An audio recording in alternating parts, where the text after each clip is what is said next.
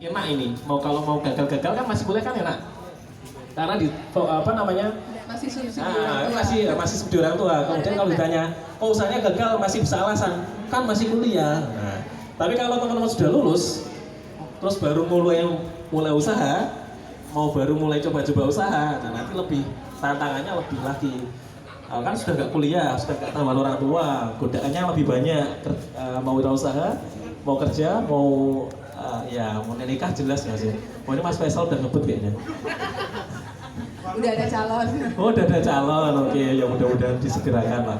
Kayak gitu, jadi kesimpulannya apapun yang kira-kira teman-teman sukai, yang ketika teman-teman menjalankan itu dengan senang, itu silakan dicoba untuk dijalankan aja. Nanti pasti akan ketemu polanya. Kalau saya itu sih. Ya. Jadi sesuai passion kita lah.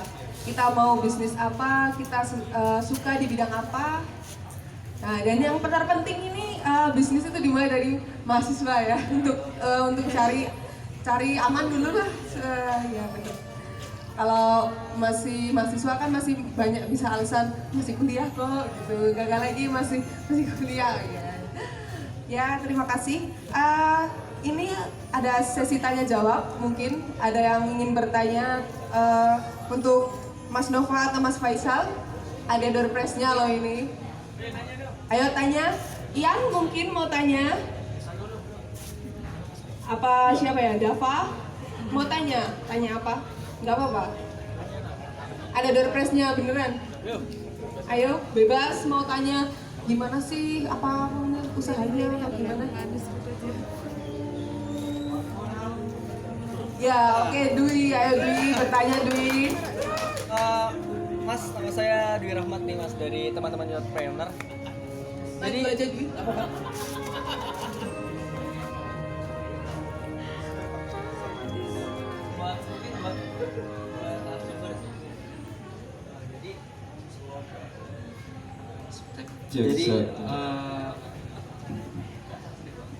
Jadi pertanyaannya, ketika kita ingin berbisnis kan terkadang kita moodnya itu semangat di awal doang nih Mas nih. Semangatnya udah 4-5 di awal tuh udah membara, tapi ketika sudah berjalan, sudah sampai di tengah-tengah, kita sudah mulai loyo nih Mas. Jadi gimana sih caranya supaya kita konsisten sampai akhirnya, sampai kita bisa menghasilkan apa yang kita harapkan gitu loh Mas. Terkadang kita sudah udah males nih, mau ngapain lagi sih, kadang bingung mau lanjut atau enggak nih gitu. Jadi kan ketika kita mau lanjut juga kan, sedangkan hasilnya belum kelihatan nih.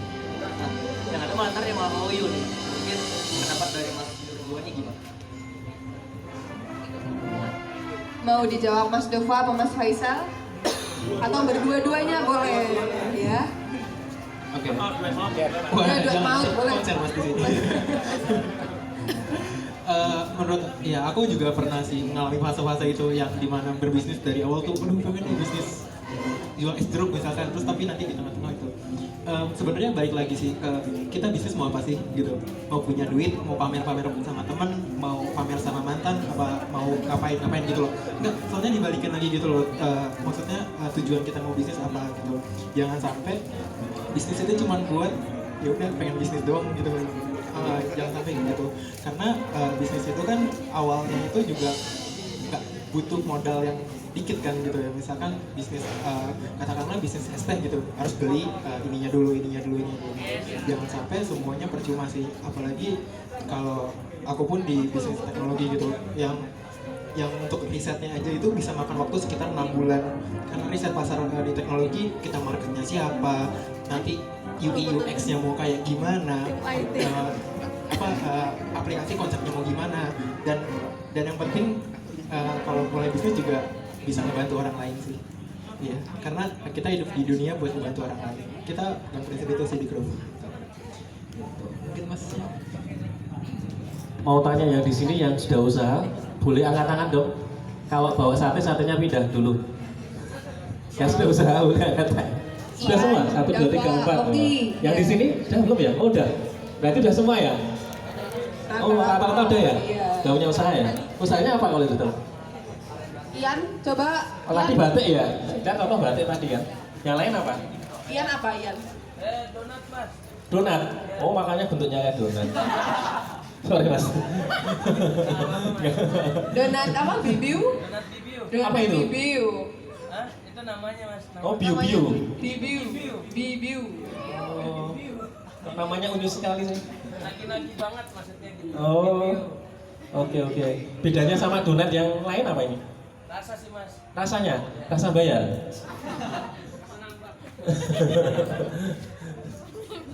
Saya main dirasa sih. Oh, dirasa ya mainnya ya. Berarti aneka rasa gitu ya.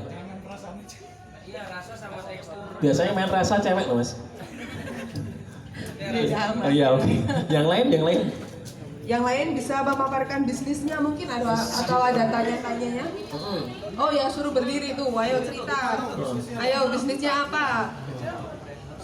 Coba kamu cerita bisnismu. Dava, ayo Dav, nggak apa-apa Dav. Oh ya. Yang baru makan ditelan dulu Ayo ya. Dav. Dapat door prize Dav, ayo semangat. Dorbesnya nasi kucing masih banyak. Mumpung ada ekspornya ceritain. Ya, kalau ada kendala mungkin bisa tanya. Gimana? Bisnisnya apa? Coba.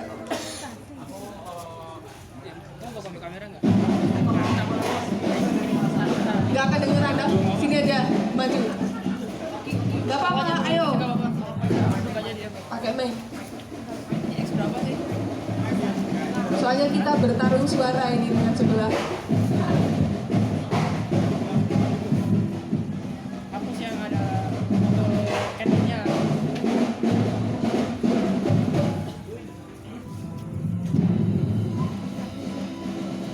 Perkenalkan nama saya Rama Belum punya data, Bu? Belum punya data, Bu? Sebenarnya kalau saya dari mulai bisnis pertama kali itu udah dari kelas 1 SMA. Itu pertama kali itu bisnis itu sebenarnya dari jualan makanan kiloan. 3. Dari jualan makanan kiloan akhirnya udah mulai terkumpul modal sampai 300.000. Ini enggak sih temboknya? Habis itu saya pindah ke bisnis HP. Dari bisnis HP itu cuman saya bermodalkan foto dari orang, foto dari teman-teman yang kakak tingkat yang udah pernah bisnis HP, sama modal kuota aja, sama modal beli buat Foto. Oke. HP Nokia. Lambat laun ya sebenarnya aku nggak fokus di HP aja sih. Kadang-kadang aku kalau nemu bazar elektronik itu tak sikat. Misalkan kan ada bazar setahun sekali itu di Jakarta, lupa nama bazarnya. Itu misalkan dari HP yang harganya 8 juta, kita bisa beli cuma 3 juta sampai 4 juta. Barangnya original. Nah dari situ misalkan saya ngambil dirinya 4 juta, tak lepasnya 7 juta di bawah harga pasaran. Nah kan istilahnya dari satu unit aja kita masih punya profit 3 juta. Ya dari situ udah lumayan lama sampai kelas 12. Kalau kelas 12 ini mau. Habis itu saya main ke motor custom. Motor custom ini sebenarnya aku awalnya cuman hobi aja di motor. Ini kayaknya semuanya sudah dijalankan ya. Yang belum yang apa ya kira-kira? Pertanyaannya yang belum yang apa? Insya Allah dalam tahun ini berdiri Susumur tentang susu. Tentang susu. Susu. Oh. Berbasis susu. Oh. Susu murni gitu-gitu. Iya. Oh iya. Cuman kendala utama saya sih sekarang masalah di permodalan aja. Kalau untuk persiapannya udah siap semua. Alasannya kok ganti-ganti usahanya kenapa? Sebenarnya kalau ganti-ganti usaha sih saya masih mencari suatu bentuk terbaik gitu ya. Ya, cari bentuk terbaik. Yang bener-bener fashion saya sendiri, walaupun sebenarnya jualan HP itu nggak terlalu susah. Secara nggak langsung aku kalau jualan HP itu jualan sekali dari orang yang belinya itu oper lagi. Nah dari situ aku bisa dapat omset sendiri. Nah cuman kalau untuk sementara ini aku udah nekunin susu, udah survei ke beberapa tempat, tinggal nunggu modalnya aja. Ya cukup sekian, terima kasih. Assalamualaikum.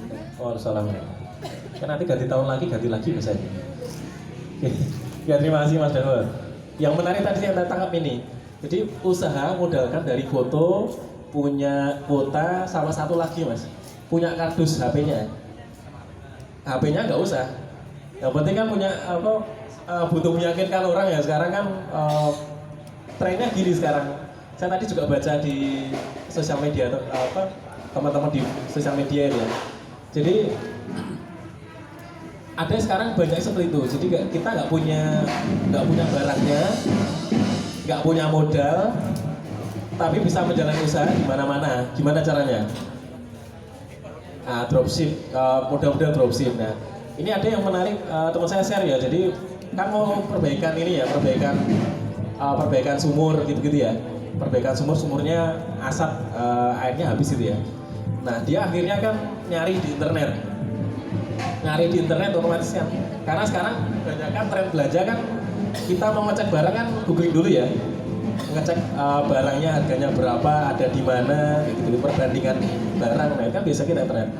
Nah, ketika di googling, di internet nyari, akhirnya muncul lah datanya. Oh, penyedia jasa perbaikan sumur di daerah sini, misalnya daerah Kasian, ada di kotaknya ini gitu ya. Oh, ini bersaing sama musik ya. Suaranya kedengaran nggak ya? Oh ya, siap. Ini yang sana tambah semangat, ini harus tambah semangat ini. Oh iya, nah, pas ini. Oke. Jadi akhirnya teman saya kontak kan ke penyedia jasa sumur itu ya, perbaikan sumur. Nah, ketika bapaknya ini datang ya, ditanya, Mas ini, Pak ini websitenya Bapak ya, promosinya lewat online ya, keren sudah pakai online. Nah, ternyata dijawabnya apa? Oh enggak Mas, saya nggak masang iklan online, itu yang masang teman saya. Jadi teman saya yang masangkan di internet, kemudian ketika nanti ada kontak, nanti saya yang dipanggil untuk perbaikan. Nanti saya tinggal ngasih komisi ke yang masangkan iklan di internet, jadi bagi hasil. Jadi intinya apa? Usahanya dia jadi yang masangkan iklan di internet ini kan nggak butuh apa-apa, nggak butuh skill bisa perbaikan sumur, nggak butuh modal, nggak butuh peralatan untuk perbaikan sumur dan sebagainya ya.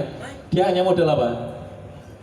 Modal ini punya data, punya mitra, punya teman yang bisa mengerjakan sesuatu, dia iklankan, akhirnya jalan, bisa dijalankan di berbagai tempat. Nah, sekarang trennya kan seperti itu. Jadi menurut saya memang usaha akhirnya sekarang tidak selalu terbatas perkembangannya ya. Internet era 4.0 ini tidak selalu terbatas dengan modal, tidak selalu terbatas dengan tempat, dengan peralatan, tempat usaha gitu-gitu. Jadi menjalankan usaha jadi gampang ya kalau kita memang bisa melihat peluang. Jadi kalau ngomongin entrepreneurship sebenarnya banyak panjang ya Mas. Ini nanti sampai subuh ya teman-teman. Ya intinya itu. Jadi ini baru satu ya Mas Dava tadi ya. Kalau yang lain ada lagi mungkin satu Ya, lagi. ada yang punya bisnis. Oke, mungkin bisnisnya apa? Gak apa-apa diceritain aja. Mungkin ada kendala atau tanya trik and triknya. Bisnis saya sekarang Thai tea, franchise Thai tea. Ya. Thai tea, Thailand tea, Thailand. Yang lagi booming itu loh Mas. Berarti besok Oki ngirim aja ke Mas Dava biar tahu, biar di promosiin. Terus baru berjalan 1 bulan. Itu pertamanya ya modal kayak franchise tadi. Terus sekarang ya lumayan, tapi karena saingnya banyak sekali. Di daerah tempatku itu udah ada sekitar 5 yang jualan sama ya. Terus akhirnya gimana caranya biar bisa bersaing? Lah, sekarang baru cari tempat lagi, Pindah tempat. pindah tempat. Itu menurut saya cara terbaik, Pak. Oh iya. Oke, nggak apa-apa. Bisa dicoba. Ada lagi yang mau dicoba? Enggak, Pak. Oke. Kalau saya kemarin tadi baru aja baca ini ya, baca quote-nya Bang Jack Ma. Jadi sekarang kan persaingan usaha kan semakin ini ya, semakin Pesat, semakin ketat, semakin apa ya, semakin sengit lah itu ya. Jadi saya juga mengalami namanya usaha pasti kan ada kompetitor kan, pasti ada pesaingnya. Kalau usaha nggak ada pesaingnya, kayaknya usaha apa ya? Nggak ada ya usaha ya, yang nggak ada pesaingnya ya. semua usaha pasti ada pesaingnya. Semakin kuenya, semakin pasarnya semakin besar, ya pesaingnya biasanya semakin banyak. Ilmu manajemennya kan gitu ya. Nah, kalau saya baca tipsnya dari Jack Ma itu di era sekarang persaingan kalau bisa walaupun belum ada yang cerita nih, persaingannya jangan persaingan harga, tapi sekarang adalah trennya persaingan kompetisi itu ya di pelayanan dan inovasi. Jadi itu yang juga saya bawa ke usaha saya. Jadi walaupun cuma jualan kompor ya teman-teman, ternyata yang kompetitor dan plagiatornya pun udah mungkin ada 10-an lebih gitu ya. Padahal cuma jualan kompor, itu hanya di bidang kompor aja, belum yang lain itu. Gimana caranya biar bisa bersaing itu tadi? Kalau menjawab pertanyaannya Mbak Vivi ya, yang gimana cara menjaga, bukan nih, dari Mas Dwi nih, cara menjaga semangat ya. Saya sepakat sama Mas Faisal tadi sih. Jadi kembali ke dream, kembali ke niat awal kita usaha itu apa, kayak gitu. Jadi kalau biasanya di awal goalnya itu sudah jelas, ketika di tengah jalan itu kita ada kendala, pasti ada kendala kan, pasti ada tantangan, itu pasti ada. Kita akan kembali lagi ke goal kita. Ini sudah tercapai atau belum? Kalau belum, pasti kita akan berjuang karena kita sudah menetapkan tujuan di awal. Tapi kalau biasanya nggak punya tujuan, ya akhirnya banyak usaha itu ya penting waton laku mas, laku alhamdulillah, nggak laku ya wes. Nah itu usaha kayak gini yang berpotensi untuk gulung tikar segulung-gulungnya. Jadi biasanya kalau orang Jogja kan kayak gitu ya, usahakan alon-alon waton kelakon. Jadi usaha mas penting ya laku mas, ya sidik-sidik alhamdulillah. Ya prinsip itu nggak salah ya, prinsip itu bisa dipakai. Artinya yang penting jalan terus ya, yang penting jalan terus. Tapi kalau di awal kita sudah menargetkan, oh saya pengen tahun ini, bulan ini targetnya bisa produksi sekian, bisa menjual dapat sekian. Nah itu nanti yang jadi jadi senjata kita, jadi motivasi kita untuk bisa menjaga tadi semangatnya. Oh ini baru saya pengen targetnya 1 juta, oh baru terjual 500.000, kita masih kurang 500 lagi, gimana caranya ya? Akhirnya kita pikir gimana caranya supaya bisa mencapai target. Jadi mungkin gambarannya kalau dari saya juga seperti itu, hampir sama ya. Kembali ke goal kita. Kemudian kalau yang lain, kalau yang semi ke agama, katanya ya diniatkan usaha untuk ini ya, untuk sarana ibadah ya. Ketika itu sudah niatnya itu biasanya dari sana, biasanya usahanya akan lebih settle.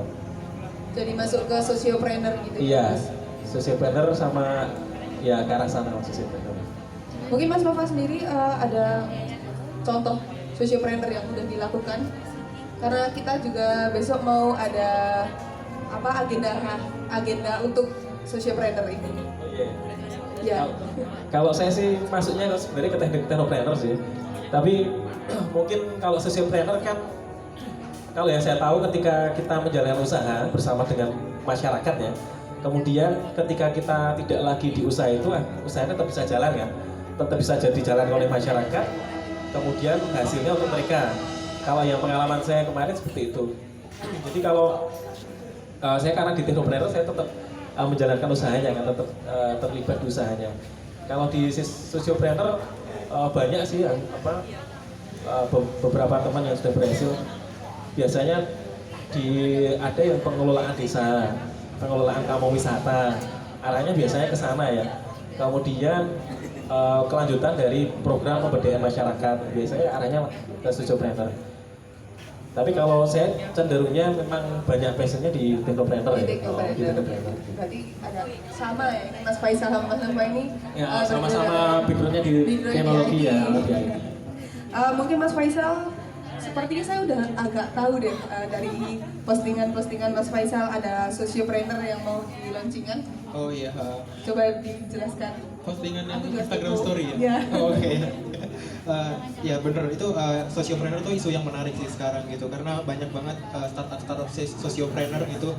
Tapi perlu dicatat bahwa sociopreneur itu usaha yang bukan berarti bener-bener sukarela gitu. Kita tetap harus dapat pendapatan dari hasil usaha yang kita itu gitu. Kalau misalkan emang nggak dapat usaha, ya udah jualan cilok aja gitu loh. Maksudnya kita usaha buat dapat uang gitu. Walaupun niatnya adalah sociopreneur, kita harus kembali lagi dapat duitnya dari mana gitu. Misalkan kita biasanya sebelum bisnis aku buat BMC dulu sih, bisnis model kanvas gitu, kayak nanti revenue streamnya dari mana ya kira-kira gitu. Kayak kemarin Newspaper bisa bikin event ya. Iya. Ada event BMC. Itu penting banget sih menurutku kalau misalkan itu, jadi lebih terkonsep gitu Mbak. Usaha kita mau dibawa kemana gitu. Nah, sociopreneur ya masuknya punya saya. Kalau punyaku yang udah di jalan lumayan ada beberapa sih gitu. Kita sociopreneur yang kita unggulkan itu adalah gimana kita membantu warung-warung, kita mendigitalisasi warung-warung gitu Mbak. Kita mendigitalisasi warung-warung biar mereka bisa transaksi secara online gitu. Oh, contoh warungnya tuh contoh warung yang gimana? Warung rumah makan? Warung pinggir jalan itu yang jual sembako. Jual sembako jual gitu. sembako gitu. Iya kayak Bukalapak. Nah kita mulai konsep itu udah 3 tahun yang lalu Mas, dan sekarang disalip Tokopedia. Nggak boleh nyebut merek nggak boleh nyebut. Toko hijau. Kalau udah besar nggak apa-apa. Kalau besar nggak apa ya Mas ya.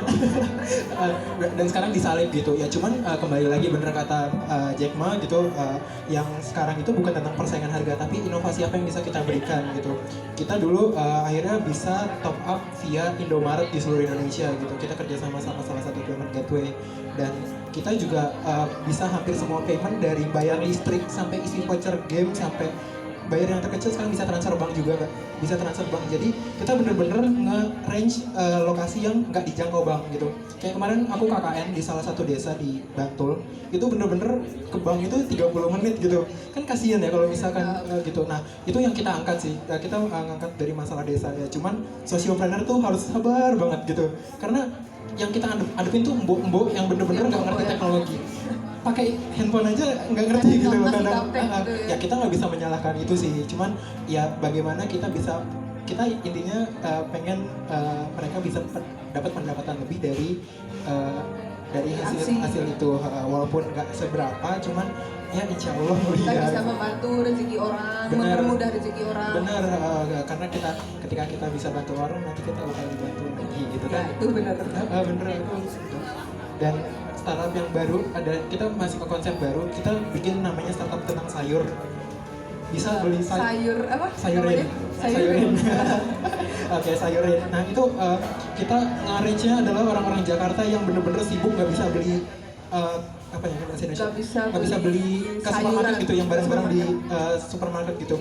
Bahkan mereka itu nggak sempat, sesuai market research kita, mereka tuh nggak sempat buat itu karena sibuk sama kerja gitu. Bahkan nyari jodoh aja dari Tinder bahkan gitu.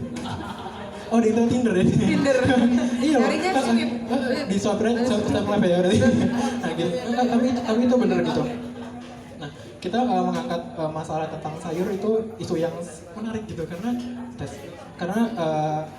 orang Jakarta itu selalu menghabiskan waktunya lebih banyak di kantor karena mereka ya udah gitu, memang nggak bisa disalahkan juga. Dan kita pengen membantu customer kita yang benar-benar pekerja kantor yang sibuk itu, dan kita mau ngebantu petani-petani gitu.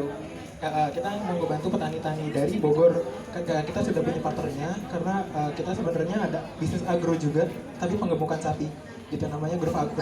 Pengemukan sapinya baru 3 sih. Sapinya ini berbentuk daging atau Berbentuk susu? sapi.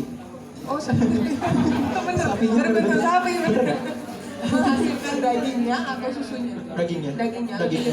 Tapi itu kita sama pihak ketiga sih. Maksudnya kita nggak langsung turun, karena kita kembali lagi fokusnya di bisnis teknologi gitu. Nah, kita masih mencoba itu, masih dites dulu. Kira-kira pertengahan tahun inilah atau di kuartal 2 gitu. Di kuartal 2 bakal muncul. Ya intinya bisa ngemudahin orang sih. Gitu. Teknis sayur innya tuh kayak kita mau pesen makanan di toko hijau gitu lah, bagaimana? Itu kali Gojek. Iya. Ojek hijau. Ojek hijau. Hijau semua loh. Hijau semua ya. Ada yang oranye juga loh padahal. Yang datangin Blackpink. Ya, konsepnya sama sih sebenarnya, kayak order makanan dari ojek hijau itu gitu. Maksudnya tapi kita berusaha semaksimal mungkin kita antar dalam waktu 24 jam. Karena yang kita tahu bahwa kalau sayur kelamaan ntar malah layu gitu kan. Nah itu masalahnya sih sebenarnya. Bahwa di setiap usaha pasti ada masalahnya dong. Ya yang paling parah sih ya rugi gitu kan. Tapi gimana kita ngindarin resiko-resiko yang ada biar usaha kita tetap stagnan gitu. Tapi konsepnya sama sih. Nanti ada yang nganter juga sampai depan rumah bahkan. Itu sampai depan rumah dan itu free ongkir. Kita mau gituin free ongkir. Dan untuk usaha startup yang digital terutama itu memang modalnya tidak sedikit gitu. Seperti yang kita tahu gitu kayak ojek hijau, seperti yang kita tahu ojek hijau itu bakar duit sampai sekian triliun gitu loh, dan sampai bisa ngadirin go yang lain gitu. Dan ya itu usahanya pokoknya ya gitu. Ya, dari keduanya sociopreneurnya berbeda-beda ya. Kalau Mas Faisal ini mengangkat ibu-ibu di warung untuk tahu gimana caranya bisnis online biar bisnis mereka itu maju. Kalau Mas Novanya itu bisnis sociopreneurnya harus sabar ya Mas, harus sabar. Iya. Harus sabar. Seperti kayak apa Mas contohnya tadi? Dia lupa loh. Ya kalau yang teman saya sih di pemberdayaan desa itu biasanya pengelolaan desa wisata biasanya sana. Ya, oke, ini waktunya juga udah hampir mau malam, pertengahan. Langsung yang kedua aja, bisnis jangan omong doang. Ini namanya bisnis jangan omong doang. Jadi biar kita dikasih motivasi lah, bisnis jangan omong doang. Gitu. Ayo kita bisniskan. Pembisnis itu mungkin sekarang udah dipandang lebih baik gitu ya Mas, dipandang pekerjaan yang dicari-cari orang lah. Mungkin ada bisnis jangan omong doang itu gimana? Gimana ya susah nih pertanyaan ini. Gimana menurut teman-teman? Bisnis jangan omong doang ya berarti harus dijalankan ya. Yang jelas kalau menurut saya sih kalau di hidup kita itu belum pernah merasakan berbisnis ya, belum pernah merasakan berdagang itu